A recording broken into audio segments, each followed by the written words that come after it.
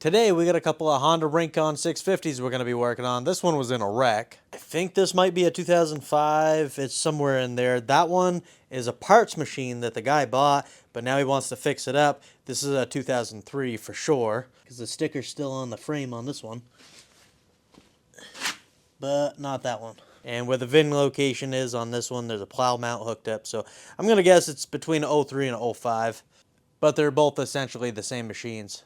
This thing was running and driving before, obviously, he had a wreck. I think he did a little work to it to get it driving again. The front end sure looks like she needs a little help. Alignment looks way off on that. So we got a little work to do on this. Then we're going to obviously go through the, do an oil change. It needs a new recoil. We're going to put that on there. And possibly some other stuff. I'll have to look at my list. This one right here, though, he bought it as a parts machine. And it will run. You're going to hear the fans on all the time. We'll go ahead and choke that.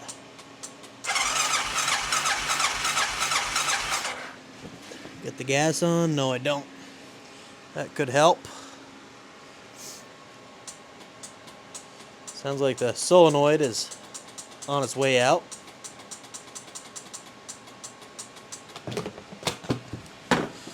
We don't have an air box. We do have an air box, it's just not connected on here. I'll go ahead and give this a couple of primes.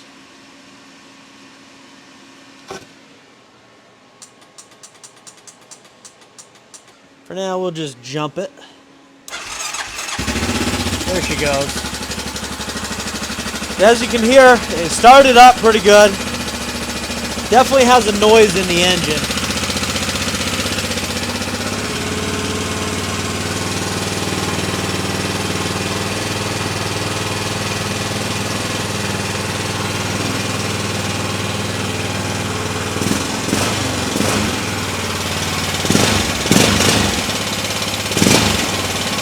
Hear it kind of getting louder. It may be just a valve adjustment. To me, when I first heard it, it sounded like a timing chain. So it could be the timing chain. You can hear it kind of tap, tap, tap. Hard to say. We're going to dig into it and see what's going on, though. Oh. Yeah, that solenoid is a little iffy. The solenoid on this was working good. I actually stole this one off his black Rincon that he had, and so that's why this one doesn't work anymore.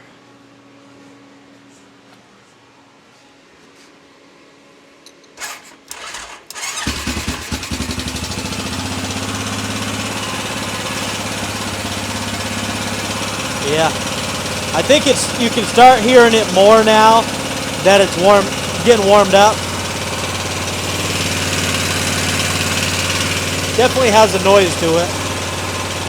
So we're going to be looking into that. Also, the diaphragm in the carburetor is ripped. I actually glued this one together to make it work somewhat, but we have a new one we're going to be installing on that. And same thing, obviously. I got to throw a set of rear shocks on this because we started stealing a lot of parts from this until the owner decided, well, I actually would like to fix it. So we have another set of used shocks that are going on this one. Alright, so if we turn this one on, you can see that the ESP is flashing. There's no sense of going through the engine trying to find that noise if we have a bad transmission on this. So we got to figure out what's going on with the transmission first. So if we turn this back on, if we look at our ESP, it's flashing. So we got to count the number of blinks, and then it'll pause like that. 1, 2, 3, 4, 5, 6, 7, 8, 9, 10, and 11. Double 2, 3, 4, 5, 6, 7, 8, 9, 10, 11. Seems like 11 blinks. So we'll check the service manual and see what that says. So if we go into our manual under the automatic transmission system, we can go down here and go to troubleshooting chart 2412. We'll scroll to the 12. And this is going to give us our problem code. So we blinked 11 times. If we come down here, we have throttle positioning sensor. So it could be the throttle positioning sensor or related wiring harness or the ECM. Obviously, the easiest thing to check is the throttle positioning sensor, and I did happen to see this. It's just kind of floating in the wind here. It's not hooked up, so obviously that is definitely a problem. It looks like a brand new throttle positioning sensor that's never been installed. Maybe it has, I don't know. I don't know. I think that machine has the same problem, blinking. I could be wrong. So I don't know if they swapped them, possibly. I'm not sure. Now, as far as that throttle position and sensor, you can't just slap it on and expect it to work. You have to adjust it properly using a multimeter. I'll show you how to do that. So for one, we got to get this on here, get it installed, just like so. Now, I don't have the original screws that go to that. There's supposed to be a tamper-proof screw, you know, with a little batong in the center there, so you can't get it without the tamper-proof tool. So we're just gonna throw these in here because that's all I got right now. Go ahead and get that started.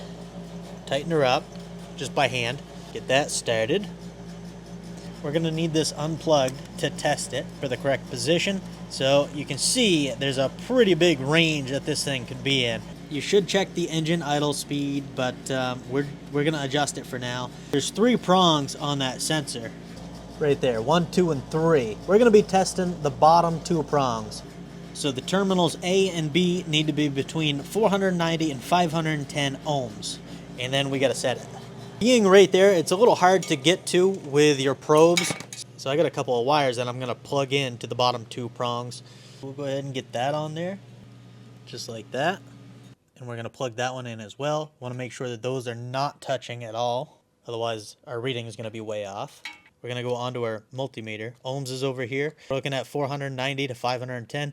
So we wanna be above the 200. So we'll go to the 2000.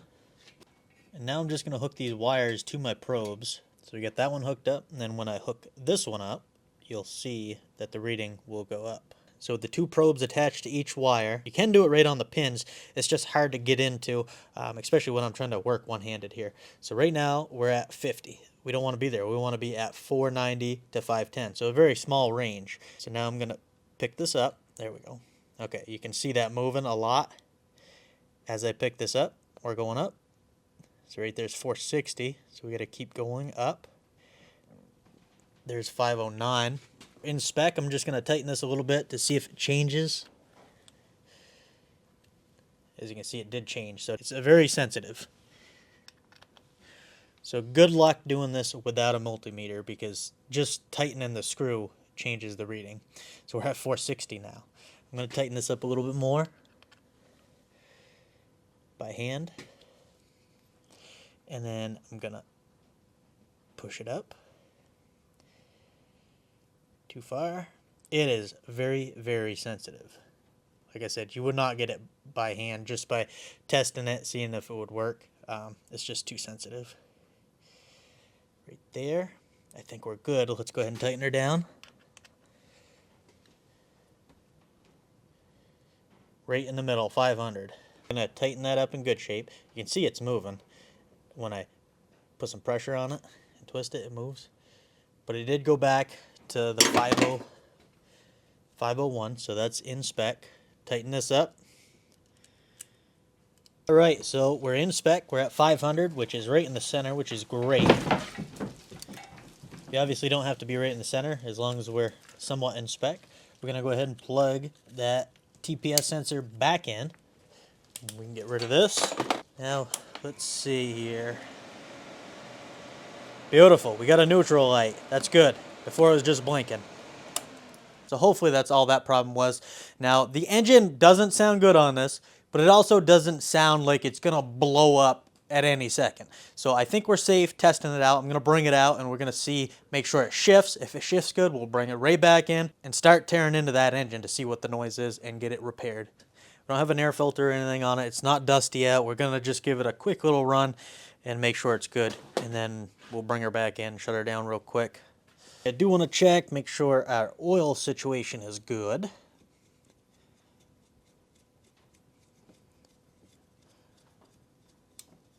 We are going to change the fluids on this thing.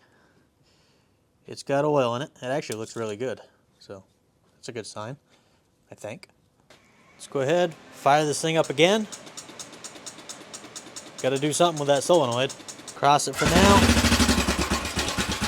All right, we got it out here. It's not running 100%, but it's running.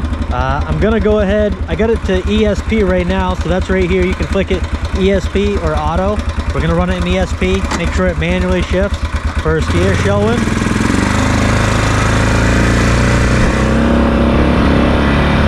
Second. Third. Downshift. Downshift. Perfect.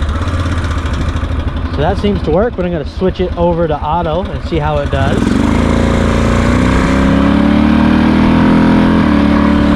Shifted right there. Popping and backfiring, but it is shifting. We're going to make sure the four-wheel drive works. Might as well do that right now. We're in two-wheel drive. Nope, he might be dying on us. If you want to choke or no choke, I don't know. So we're definitely spinning, as you can see. We'll flick it over to four-wheel drive. See if, yep, that works. Beautiful.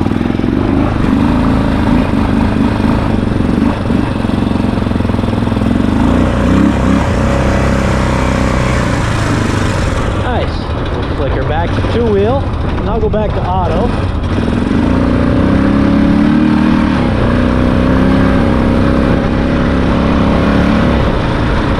Seems to be shifting pretty well, so that's good.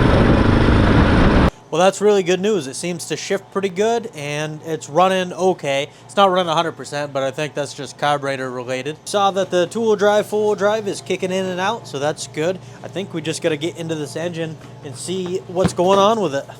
First, we'll check the valve clearance, obviously. Do something simple. I don't think it's that, but you never know. We'll shut the fuel off. And this is just sitting on here. I did plug the fuel gauge in because that was just unplugged. So we'll take that. Oh, yeah, we might want to disconnect it from the carburetor. There we go. Get that out of here. And then we'll remove this plastic guard. Get that off. Now we have access to the valve covers. I 100% agree with the owner. This parts machine should be saved. It runs, it drives. There's a noise in the engine. It needs a lot of work, a lot of cosmetic stuff, but they don't give these Honda Rincons away, so why not fix it up? Might as well add another Honda Rincon to his collection that he can drive, because he does have 4 of these Honda Rincons. He's got 2 others, black one and a green one. I already did videos on those. That green one is in beautiful shape. Love that machine. I didn't mind working on that. That needed a little bit of work. That black one, oh, that one kind of, oh man, it put me off on these things just because of how rusty stuff was. I had such a hard time getting a CV shaft out. It's been a couple months, few months, and my shoulders are still bothering from that. When I go to sleep, they go numb at night now after beating on that thing for all day, maybe 2 days, I don't know. Let's hope these 2 machines don't give me that same trouble. So he's got these 2 other Rincons and a Honda 4Trax 300. I also fixed that one for him. He already came and picked up those 3 other machines, so it's just these 2 left. I'm gonna blow the top of the engine off here. Just gonna shove a rag in that carburetor so we don't get any crap in that.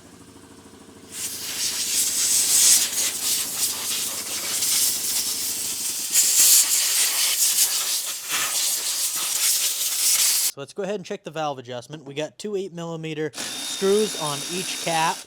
So we got one there, one there, one there, and one there.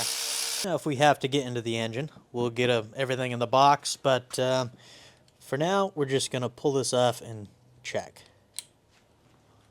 1 cap, 2 caps. All right, oil, you can see the oil. It looks nice and clean. Somebody must have just changed this. We have to get this thing on top dead center now, so we have to come down here, remove this inspection port right here so we can get her lined up. What I like to do, we get the covers off, so we're gonna crank this over by hand. I'm gonna watch an intake valve drop. Once that drops and it pops back up a little bit, then I'm going to come down here and look for my marks.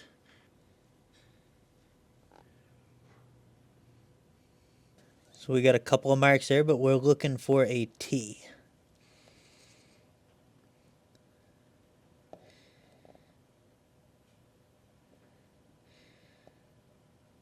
There's an F. Ooh, that was close. There's a T. That's what we're looking for, T. And now we know we're on top dead center. We're gonna check. That feels really loose. This feels about right.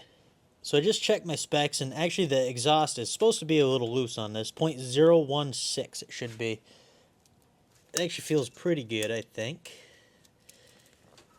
I'm going to bend this up so I can check a little better. Honestly, that feels right on the money, 0.16. Check the intake. I think this is going to be pretty close. This is 6 thousandths right here. Yes, that is right on the money.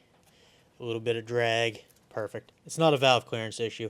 We're going to remove this top cap and go a little further. I think I'll be a lot more comfortable if I pull the top end on this thing and just check out the condition of the cam, the cylinder bore, the rockers, all that stuff, because it's completely unknown engine. So it's not going to require a lot. Let's go ahead and do it right now, find out what we're working with. To get this head cover off, we got 3 different size bolts. We need a 10 millimeter for these two, an 8 millimeter, and a 14 millimeter. 8.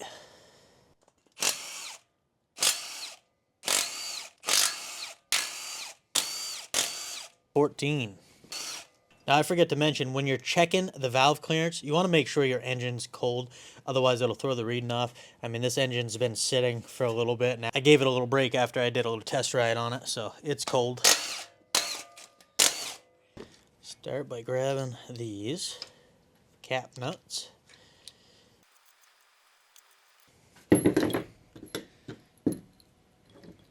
I'm just going to come on this side and pry up. There's a little tab right here. It's actually wasn't even on very tight. Just pop this off. There we go. Gently. Nice. Sit you down. Feels nice and smooth. Same with that. Now looking in here, the oil looks kind of yellowish. Not a big fan of that. I thought it looked pretty good. I mean, it looks clean, kind of. You know, it's not blackened, but it almost looks yellowish. Hopefully there's not coolant mixed in with that. Once again, we are cooled down. I'm going to pop this off, make sure we're not like empty or anything. You don't want to do this while it's hot. Yeah, she is low. We'll pull the leak down tester out and check to see if we got maybe a bad head gasket or something. So we're ready to do the test here. We have the head cover back on because these bolts actually hold the cylinder head down. So we should have done this to begin with, but that's okay. I got my ratchet holding the engine from turning over. We're going to apply air pressure now to the cylinder. 25. I'm going to go up slowly. 30.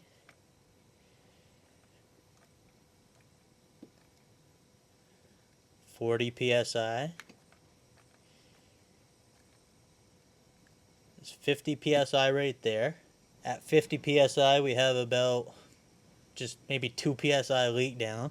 It's not bad. I can hear it.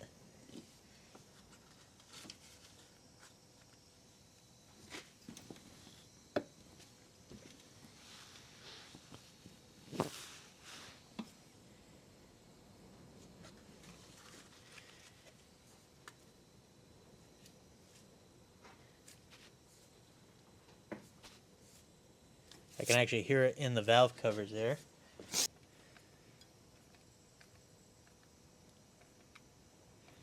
Slowly increase it.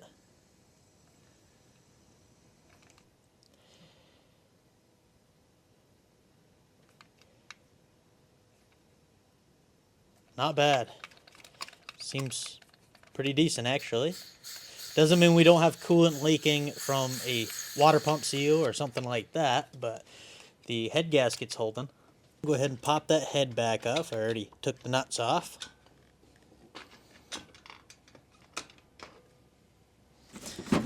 Alright, We're draining the coolant out of here.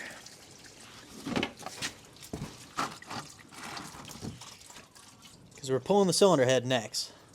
While that's draining out, we can go ahead and remove everything else. Now before I pulled that head cover off again, after I did the leak down test, I should have done is pressure test the radiator to see if we had any other leaks other than in the combustion chamber. However, I got a pressure tester kit for a radiator, and there's all kinds of different ends for different size radiator caps. I can't find it anywhere. I almost think it was in that building that went down. I still got to go through that and get all my tools and get you know, all the engines and see what I can salvage out of there, but I'm trying to get these customers' machines cleaned up first. Go ahead and loosen that carburetor up. There's that. I'm gonna pop that up and bring it over here. We'll disconnect that throttle positioning sensor. Whoop. I'm gonna pop out these push rods and tappets.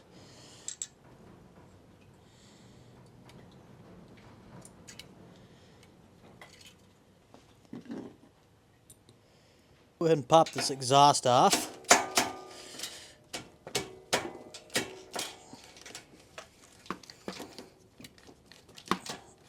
Oh, she's a little sticky.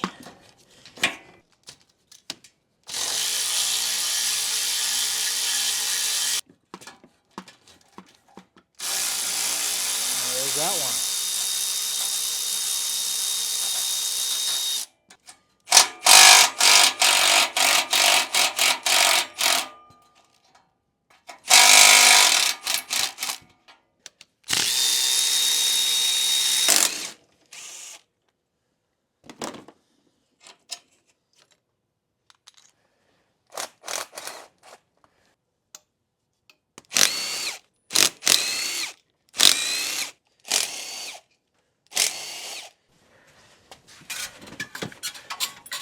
Oh, that's a sticky exhaust, just like the last one.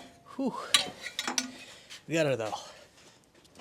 Now we should be able to just lift this right off of here.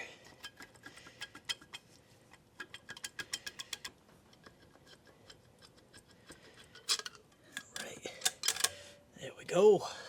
While we're in here, we can check our timing chain, our guide, our cam, make sure all that stuff's good.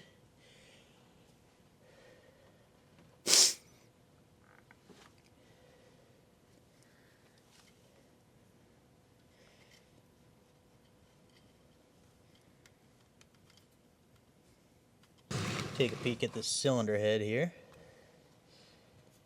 I don't see anything out of the ordinary.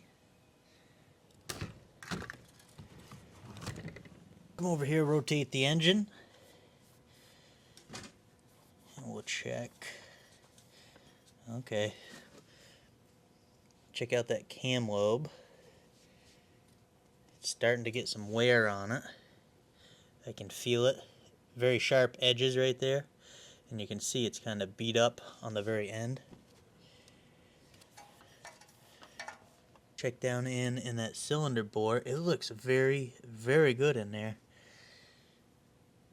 Nice cross hatching still. That is beautiful. Actually, it's in really nice shape. But that cam is definitely not in great shape. Now I'm going to pop this timing chain tensioner out of here. And we can check that out. So you can see a tensioner can push out that much further before it can't stretch anymore. The cam chain actually doesn't seem that bad. This is the timing chain tensioner. It should not slip like that. The good thing is the customer supplied a bunch of parts. He brought a ton of parts. He had a green Honda Rincon that wouldn't open up. It was like you were just barely touching the throttle. You give it full throttle, no power. Now he thought it was a camshaft because he read up a bunch of articles where these things eat the cams and it'll act the same way. Well, come to find out, I pulled the diaphragm out and the diaphragm was bad in the carburetor. That's all that was wrong with that one. So we have a brand new cam sitting in the box right here. So that's a plus. We actually have quite a few parts in here. We got That's cam holder and bearing. A new timing chain. If he did want to put one in there, we could. Just a lot more labor. We have guides, timing chain guides. Gasket for the timing chain tensioner. More timing chain guides. The other one. Why do I see 3 timing chain guides? Must have ordered 2 of these. Yeah, he did. That's alright. Oh, solenoid. It looks like a used one, but I wonder if that's good. We'll have to test that out. This must be the brand new camshaft. It is. Of course, this is brand new, but nice and smooth, and we don't have a super sharp edge. I mean, they are sharp. They're not rounded over, but they're not like gonna cut you sharp. So I'm glad we have that. And you can just see it's eaten up a little bit. And let's see. Our bearings seem okay, actually. Makes me wonder on the tappets, though. These, I'm surprised.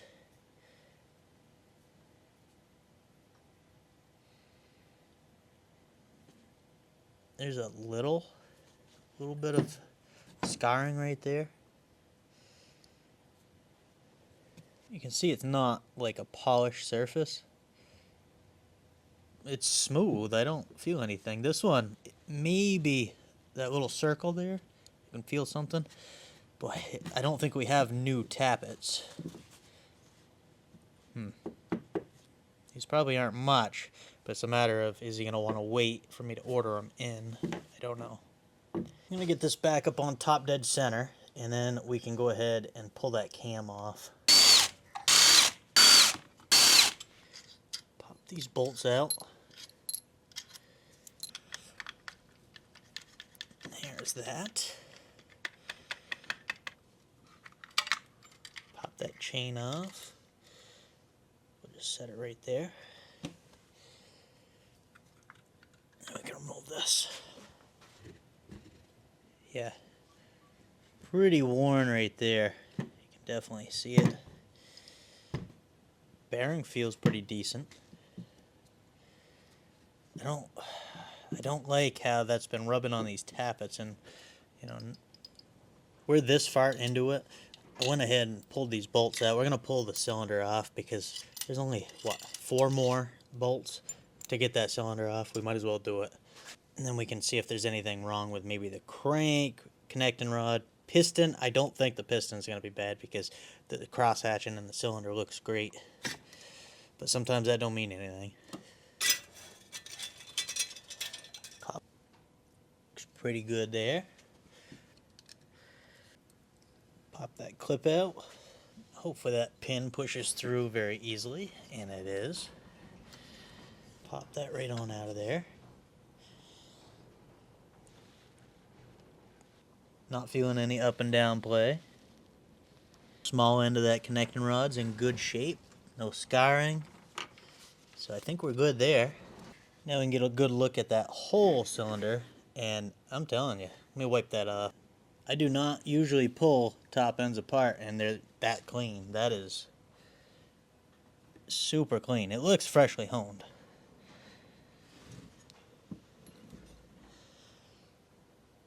Piston. Great shape. I bet we just wipe this piston up and it probably looks like new even on the top.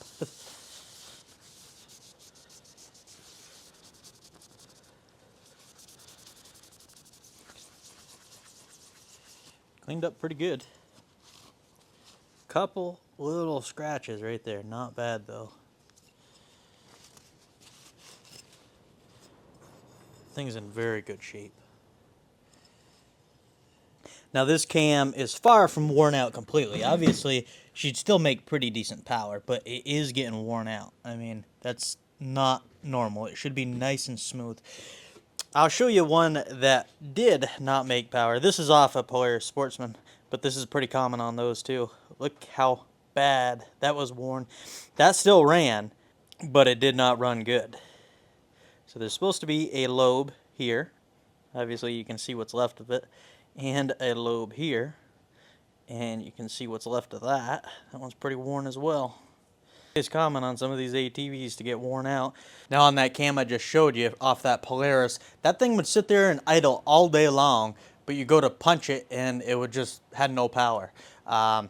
It would barely go quarter throttle. Probably wouldn't even do that. It really didn't sound that bad. Obviously, it had some major problems in that cam. In my opinion, this is a win. I mean, everything's in great shape other than the cam, definitely worn.